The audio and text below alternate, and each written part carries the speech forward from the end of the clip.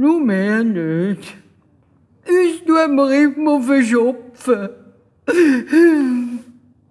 Auf das aber hat die ganze Spinnengesellschaft angefangen, Schüli seufzen und brieken. Während der ganzen Zeit ist ein kleiner Engel auf dem Sims vom Kellerfenster gesessen und hat alles gesehen und gehört.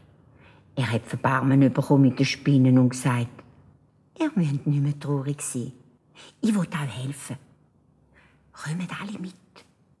Aber leislich. Ganz leislich. Ich zeige euch etwas. Es war mitten in der Nacht und der kleine Engel ist heimlich die Kellerstege drauf, durch den Gang durch, in die Großstube hinein. Alle Spinnen sind ihm nachgekräselt. Die dicken, die dünnen, die grossen, die kleinen und auch die langbeinigen Zimmermänner. Haben die eine Freude gehabt. Sie sind an den Tannennästen auf und runter gekrabbelt, bis zum obersten Spitz und bis zu den äussersten Zwiegeln. Sie haben alles angeschaut, Kugeln, Kerzchen, das Glöckli und jedes einzelne Schokolädchen.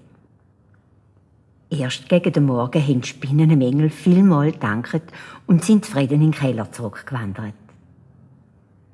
Aber wo der Engel den Baum anschaut, sieht er, dass er über und über voller Spinnenfäden ist.